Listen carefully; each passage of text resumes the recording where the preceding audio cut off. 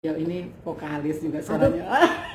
Ini baru ya, baru saya tantang ini Bu R2 nih supaya nyanyi dikit aja. Nih, hilang semuanya itu. Hilang nih. Satu lagu aja, pokoknya sebaik aja boleh deh. Saya mau dengar suara beliau. Lagu apa hilang semua saya? Jadi yang pasti itu begitu Mbak. Iya. Saya itu sudah sudah puluhan tahun itu sudah tidak lagi nyanyi apa semua. Begini tidak ada yang dihafal.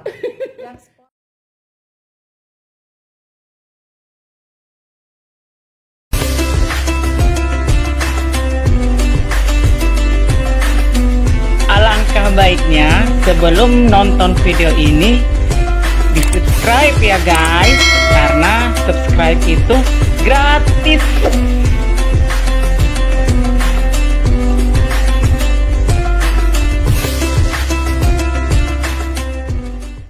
Sekarang saya udah di ruangannya Ibu WR2 Universitas Halu Oleo. Ada nama lengkapnya ya. Saya cari dulu mana nama lengkapnya. Kita minta aja, tolong aja ke beliau nama lengkapnya. Aduh, moga-moga ada kartu namanya beliau, ada enggak ya? Ntar salah lagi guys. Nama lengkapnya ada enggak ini, kita todong. Ini vlogger yang menodong-menodong ini. Saya tahu banget beliau soalnya namanya panjang guys, khawatirnya salah. Nah ini dia. Jadi saya bacakan ya guys. Nama beliau Profesor Dr. Insinyur WK Widayati MS. Kalau dari namanya pasti bisa ditebak. Walaupun tugas di Halu Oleo, tapi namanya penciri ya, itu dia ya. Beliau udah lama di sini, tapi saya tidak mau jelaskan apapun, beliau lebih tahu. Ini salah satu idola saya yang banyak memberikan trik-trik, tips-tips bagaimana menghadapi hidup dan kehidupan waktu kita dulu sama di Jogja, begitu guys. Jadi kalau saya seperti ini tuh banyak karena pengaruh dari beliau juga. Kalau suaranya tegas toh, menakutkan. Kalau beliau bikin adem. Tapi itulah yang bikin enak. Oke guys, kita dengar aja, kita kenal dengan beliau ya. Nggak usah panjang lebar dengan saya, bosan nanti. Oke, iya. Nah, gimana kabarnya Ibu Prof? Alhamdulillah. Pokoknya harus selalu semangat gitu kan. Alhamdulillah selalu sehat. Alhamdulillah juga selalu diberi rahmat hidayah Allah SWT, menjalani hidup dengan apa adanya. Amin. Nah itu kan ada toh guys. Nah sekarang kita minta aja beliau memperkenalkan diri ya guys. Daripada tadi saya salah. Ya dong. Iya. Perkenalkan nih. Namanya WK Widayati. Bisa dipanggil WK, bisa dipanggil biasanya kalau teman-teman dekat sih panggilnya Wiwit ya dulu ya. Oh. Tapi itu sudah ini karena sekarang biasa orang memanggil nama kan dari depan ya. Iya. Sudah Ibu WK gitu. Gitu aja. Udah berapa lama di Kendari ini Bu? Bagaimana sih prosesnya itu orang Jawa dari nama Jawa terus di Kendari itu iya. Saya berapa tahun ya? Baru masuk 38 tahun. Baru guys, 30 tahun itu bukan waktu yang singkat ya, kok baru gimana sih? Wow, sudah sangat lumayan lama. Ya, lumayan. Jadi sekarang sudah pokoknya ini tanah kelahiran kedua saya setelah di Jawa ya. Saya di Jawa kan hanya berapa tahun ya, sampai umur 17. Nah, sudah dihitung sendiri. Jadi sekarang sudah mau 60 kan. Oh, jadi masa remajanya Ibu R2 ini dihabiskan di sini, guys. Jadi udah lama memang sih. Terus sudah berapa lama Ibu di Unhalu, Ibu R2 ini? Saya sejak mahasiswa S1 ya. Jadi angkatan tahun 82 loh, Mbak. 82 itu saya kuliah di Fakultas Pertanian. Lulus tahun 87. Kemudian 88 jadi dosen di situ. Nanti tahun 91 lanjut lagi S2 di IPB. Nah setelah itu selesai kan 93. Udah, oh ya waktu saya berangkat kan anak masih satu tuh. Oh iya. Ya masih 2 tahun. Terus ponakan manis tadi. Saya balik program anak kedua. Saya waktu itu juga nggak lagi kepikir untuk lanjut ya. Karena saya pikir waktu itu persyaratan jadi dosen cukup S2 gitu. Nah dengan berbagai pertimbangan. Nanti setelah ya hampir 13 tahun kemudian baru lanjut lagi S3 ketemu Mbak Atila di Jogja tahun 2006. Nah itu kronologisnya kenapa bisa ketemu dengan saya guys. Tapi lumayan ya, kalau kita 13 tahun itu waktu yang lama untuk ngambil S3. Biasanya kan dosen cepat. Mungkin karena era saya sudah agak berbeda ya. Kalau sekarang malah masih muda-muda lagi, luar biasa, saya salut itu ya. Sekarang tuh. Bagaimana Ibu WR2 melihat kondisi sekarang ya, maksudnya mahasiswa maupun dosen, kalau kita lihat ya dibandingkan dengan era Ibu Manis dulu nih. Dari apanya? Banyak hal. Kemudahan juga semakin banyak loh, kalau kita lihat kemudahan untuk sebagai sumber belajarnya banyak. Contoh-contoh sebetulnya kalau kita mau ambil yang contoh bagus sebetulnya juga banyak, tapi sekaligus tantangan. Contoh yang tidak bagus juga banyak gitu. Tapi lagi-lagi kembali kepada masing-masing orang juga dan motivasi awal ya.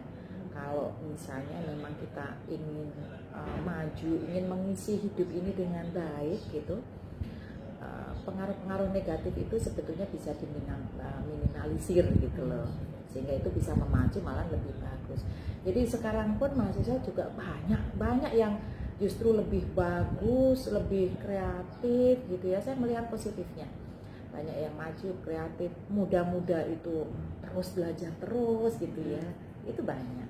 Ya tidak juga sedikit bagi yang mungkin pengaruh-pengaruh negatif itu juga ada. Itu juga tidak bisa disalahkan ini ya, karena memang bukan dari orangnya saja, tapi memang lingkungan juga sangat mendukung itu. Jadi kita di dunia pendidikan memang ya harus tidak diam, dan maksud saya harus terus berusaha menjawab tantangan ini. Itu anggap sebagai tantangan untuk menghasilkan generasi muda ke depan yang betul-betul luar biasa sebetulnya. Itu jangan melihat negatifnya. Kalau melihat negatif kita langsung putus asa gitu loh. Kok begini semuanya gitu kan? Padahal masih banyak itu yang bagus. Itu kan guys. Jadi kalau kita berbicara tupoksi, beliau udah pastilah namanya udah Profesor Sabda. Jadi apa yang Ibu sampaikan, Ibu WR2 sampaikan pasti semua mengenakan guys. Nah itu kita tidak usah ragukan kalau mengenai kompeten beliau. Sekarang kita mau tanya beliau dengan ringan guys. Ya kita tanya beliau. Apa sih kira-kira ya kayak apa kira-kira apa sih bedanya setelah Ibu WR2 ini kan dulu menjabat mulai dari jenjang awal dulu ya, terus sampai top ini kayak sekarang ini WR2. Apa kira-kira yang membedakan selama ini menurut Ibu secara pribadi? Kalau saya melihat lagi-lagi, kalau sisi positifnya saya menjadi merasa kok tambah banyak sekali ini ya yang harus saya pelajari sebetulnya. Tambahan pengalaman iya, tapi sekaligus saya harus belajar terus gitu, harus belajar terus. Banyak hal yang mungkin waktu awalnya saya berpikir bukan bidang saya, nggak perlu saya pelajari misalnya gitu ya. Kan saya tujuan awal jadi dosen gitu kan, dosen mengajar gitu ya, meneliti pasti pengabdian. Ada tambahan tugas misalnya harus jadi kepala pusat misalnya. Waktu itu sebelumnya sekretaris jurusan, berarti ke administrasinya, ngaturin dan sebagainya, mendukung itu. Kepala pusat juga ya lain lagi kan, termasuk manajemen teman-teman. Kebetulan saya di mana saja kok ya kebetulan di lingkungan saya itu banyak bapak-bapak atau pria gitu. Teman saya maupun mungkin ya kolega saya atau mungkin juga staf saya itu laki-laki semua. Sampai sekarang staf saya itu laki-laki semua ya. Dulu, lebih banyak. Pertama di pasca sarjana berdiri tahun 2002 juga saya sendirian, perempuan di pusat studi sendirian gitu. Dapat tugas juga sempat jadi wakil dekan 2 di Fakultas Kehutanan, jadi dekan juga di Fakultas Ilmu Kebumian. Itu juga teman-teman wakil dekan dan lain-lain laki-laki semua. Tapi positifnya saya merasa mereka, saya dituakan kan gitu ya. Saya dituakan kan semuanya tua. Beliau masih muda. Paling tua loh, saya waktu di fakultas saya paling tua. Sekarang juga di sini dari umur ya saya paling tua angka-angkanya guys, tapi kalau lihat orangnya jangan salah. Nanti guys salah nebak. Masih muda beliau guys. Yang penting semangat. Semangat itu yang pasti. Ini saya merasa sudah terbiasa untuk mengisi waktu dengan kerja ya mungkin, sehingga ada tambahan kerja biasa ya udah biasa saja lah. Yang pasti saya merasa kalau dikatakan tambah pengalaman karena saya juga dituntut harus selalu belajar. Itu dia. Jadi guys harus belajar dan kita bisa, saya support beliau, saya semangat ya, maksud saya apa ya, menginspirasi untuk saya bahwa wanita itu juga bisa berkiprah dimanapun dengan berteman ya dengan para pria, bukan berarti bahwa karena wanita sendiri terus terkucilkan, enggak kan, seperti itu ya kalau kita dengar apa yang disampaikan. Tapi juga jangan salah, seperti sekarang ini juga itu peran luar biasa dari suami saya juga. Wah, jadi kalau biasanya di balik suami yang sukses ada wanitanya, sekarang terbalik juga. Di balik ibunya yang seperti ini ada bapak yang sangat support. Ya, mungkin karena itu bapak peran dari bapak. Kira-kira membagi waktunya. Ini mungkin saya tertarik untuk tahu ini bagaimana membagi waktu ke bapak yang otomatis waktunya sedikit kalau memberi perhatian lebih ke beliau dengan tugas-tugas kantor di sini gimana sedikit itu Ibu? Tetapi berkualitas gitu. Oh, jadi lebih ke kualitasnya Ibu ya. Jadi walaupun misalnya waktu sedikit, katakanlah mungkin hanya pagi berapa jam gitu atau berapa menit, kalau katakanlah ya jam lah. Usahakan kalau pagi memang bukan usahakan, untuk saya sendiri saya lakukan gitu. Bangun ya misalnya suami saya itu ngopi kan gitu ya. Jadi yang namanya kopi harus saya yang buat. Kalau saya di rumah gitu ya. Tapi kalau saya tugas di luar, mau tidak mau, dan memang itu suami saya sudah ikhlas untuk itu, lakukan, buat kopi sendiri gitu. Pokoknya kalau saya di rumah, suami saya mau makan atau apapun ya saya harus temani. Bukan harus, kalau harus kan kayaknya kan dipaksa ya gitu ya. Tapi saya lakukan itu, pokoknya temani lah, ngobrol atau ya, walaupun waktunya hanya sedikit gitu. Tapi kalau keluar ya begitu, Kak Kanan ya. Oh, jadi tetap ada waktu untuk bapak. Jadi juga dibutuhkan pengertian ya. Jadi para bapak-bapak, kalau ibu-ibunya berkiprah harus dimaklumi ya.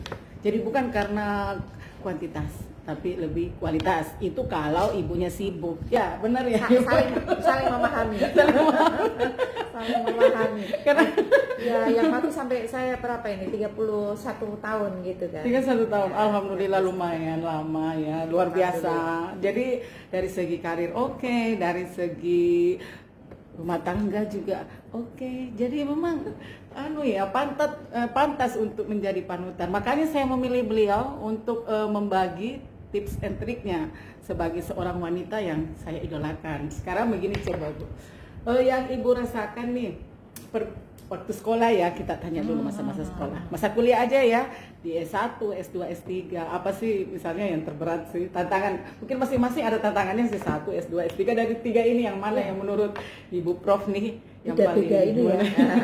Beda-beda apa ya, beda-beda jenisnya ya, rasanya ya gitu. Kalau S1 pasti karena saya masih bujang ya, masih gadis kan? idola masih gadis, fokusnya memang juga belajar ya sambil ekstrakurikuler lah, tapi artinya tidak ada tuntutan atau tidak ada kewajiban lain atau tidak ada harus membagi perhatian yang lain ya, kan hanya sebagai anak biasa lah mengingat orang tua kan, tapi kan tidak beda dengan orang tua mengingat anak. Nah seperti itu. Nah kalau S2 saya sudah punya anak satu waktu itu, umur 2 tahun. 2 tahun masih kecil sekali. Tapi waktu itu suami saya mengatakan bahwa jangan dibawa deh supaya jadi teman saya gitu. Luar biasa. Malam suami saya seperti itu. Jadi kalau ada kesempatan waktu dan ini bukan hal yang mudah. Waktu itu memang susah sekali, transportasi juga jarak antara Kendari ke Bogor tidak mudah. Pesawat juga terbatas, uang juga terbatas yang pasti, jadi tidak selalu bisa pulang balik. Hubungan komunikasi belum ada HP seperti ini kan, jadi juga sangat ini. Nah itu juga secara psikologis ya. Tapi itu kemudian saya jadikan yang positif, bagaimana supaya saya bisa cepat selesai gitu. Nah sehingga persis 2 tahun, alhamdulillah tercepat untuk angkatan saya gitu ya. Saya bisa cepat selesai untuk angkatan saya. Motivasinya saya balik tadi itu, karena kalau saya terlalu lama bagaimana saya nggak bisa ketemu keluarga dengan cepat gitu ya. Itu dan tadi itu ada keterbatasan material juga pasti waktu itu, terus kondisi aksesibilitas sangat mempengaruhi, itu berat bagi saya juga. Nah kalau S3 kan sebetulnya sudah kita pengalaman kerja sudah lebih ya, sudah di posisi waktu itu sudah 4C kalau saya tidak salah. Oh itu luar biasa ya. kan? Terus memulai kembali menjadi mahasiswa itu gampang-gampang susah loh. Ada egonya nggak? Misalnya karena merasa saya sudah gini loh Ibu R2, saya udah 4C. Terus mungkin ada dosen yang aja bisa aja kan golongannya lebih di bawah, itu muncul nggak ego seperti itu? Alhamdulillah tidak. Oh enggak. Saya siap gitu. Begitu saya ambil keputusan saya sekolah, saya siap, saya ini mahasiswa gitu. Tetapi kan itu tadi kesiapan kita kemudian dengan menyiapkan apa namanya kondisi psikis tadi itu. Dan anak-anak saya sudah mulai besar, sudah kuliah waktu itu, pas masuk kuliah juga S1 yang pertama, yang lagi masuk SMP yang kedua. Harus apa namanya membagi waktu, dan ini ya bukan akhirnya juga lagi-lagi bukan karena keterpaksaan, tapi tadi menjadi motivasi. Paling tidak lebih 2 bulan saya harus balik kembali kan, bolak-balik. Nah, lagi-lagi itu juga menjadi motivasi saya untuk saya bisa cepat selesai, dan alhamdulillah juga duluan juga ya di UGM. Nah, nggak sampai 4 tahun, kurang 9 bulan. Itu yang lagi-lagi mungkin orang mengatakan bahwa ada kesulitan, tapi dari sisi yang lain ya sesekali menjadi gini, kalau kita merasa ada permasalahan saat itu sebagai manusia wajar kalau misalnya kita ini dulu kayak tarik napas dulu ya gitu, mundur 1 langkah, tapi bukan untuk mundur seterusnya, kita cepat-cepat bangkit supaya bisa cepat selesai. Jadi kalau ada masalah jangan terpuruk gitu ya. Jangan terpuruk kalau ada masalah, sampai begitu selesai baru hampir 1 tahun, mungkin ada peluang bisa ngurus guru besar kan gitu ya. Tapi memang sebelumnya saya selalu berpikir bahwa ada tugas tridharma, harus menulis, harus meneliti. Waktu itu belum ada aturan bahwa harus ada jurnal ini harusnya, tapi saya sudah menuliskan itu, sehingga begitu usul guru besar ada aturan itu, ya alhamdulillah lolos saja. Nah itu, jadi triknya itu. Luar biasa ya. Jadi itu trik, banyak banget trik yang dibagikan sama Ibu WR2 ini. Sekarang saya mau tanya beliau, ini kan beliau udah artinya udah memiliki semuanya nih, apalagi kira-kira ya yang beliau mau ingin ke depan dengan kondisi yang sudah puncak seperti ini, sudah segalanya ada lah untuk beliau. Beda kalau kita masih pemula, itu kan masih merangkak. Kalau beliau sudah bukan berlari lagi, tapi apa ya, lari kencang kali ya. Kira-kira apa sih yang kedepannya, yang masih ada gak cita-cita atau apa deh harapan Ibu ke depannya? Kalau sebagai dosen, saya memang masih berpikir saya harus punya tulisan terus menerus gitu, buku-buku gitu ya. Saya buku baru 3 ya, terus kalau apa namanya dalam bentuk paragraf ya masih ada, tapi kalau yang ini belum jadi. Artinya sebagai dosen saya tetap ingin melaksanakan tugas itu dengan baik. Kemudian kalau sekarang ada tugas tambahan, ini kan tugas tambahan Mbak, kan? Itu tugas tambahan. Saya hanya berpikir begini, bagaimana saya menjalankan tugas ini sebaik mungkin sesuai dengan aturan-aturan yang ada, tidak merugikan orang lain, tapi mempunyai nilai tambah untuk orang lain dan lembaga. Sederhana aja lah. Nah, tapi kemudian juga karena saya juga seorang ibu juga gitu ya, saya masih punya anak 1 yang belum selesai kuliah gitu ya, masih S2 gitu. Punya cucu juga sudah 2 gitu kan. Alhamdulillah. Nah ya saya hanya bisa memberikan selalu berdoa untuk mereka gitu. Mudah-mudahan mereka juga bisa menjalani hidup itu dengan baik, pada jalan Allah yang benar. Ya itu saja, saya tidak mempunyai keinginan yang berlebih selain itu. Itu ya Pak. Mungkin nggak punya karena sudah punya semuanya guys. Itu insya Allah akan diraih, apalagi dididik oleh kita yang manis. Saya aja bagian dari didikan beliau nih, saya selalu bilang seperti itu. Karena dulu kan kita masih muda ya, saya waktu S3 masih muda ya, masih muda. Paling muda ya. Paling muda. Nah itu makanya enak, paling disayang sama yang senior-senior. Paling meledak-ledak, masih meledak. Tapi saya tidak meledak-ledak emosinya ya, gimana sih dulu itu. Pokoknya saya banyak belajar. Iya. Jadi seperti terus apa sih kira-kira harapan? Mungkin secara lembaga harapannya Ibu WR2 terhadap lembaga, juga kepada generasi milenial, generasi kita itu apa harapannya? Saya kalau lembaga khususnya Universitas Jalur Ulio ini, saya berharap karena ini juga alma mater saya juga kerja dari dulu juga di sini dan bersama teman-teman, tentunya bukan saya sendiri. saya berharap bisa mewujudkan visi misinya ke depan ini. Tidak juga muluk-muluk, karena kita juga mempunyai visi untuk eksis di dalam bidang pengelolaan kepesisiran ini ya, karena kan spesifik ini Universitas Halus dengan segala macam permasalahan lingkungan, kemudian juga sumber daya manusia. Mudah-mudahan juga ini bisa meningkat terus gitu ya, sehingga bisa disejajarkan dengan perguruan-perguruan tinggi ya di Indonesia yang besar-besar itu ya, besar, dan kita harap juga bisa di posisi dikenal di dunia juga gitu, dengan spesifikasinya tersendiri tentunya untuk wilayah pesisir pulau kecil itu, untuk di Universitas Halus Ulin. Untuk generasi milenial ini ya.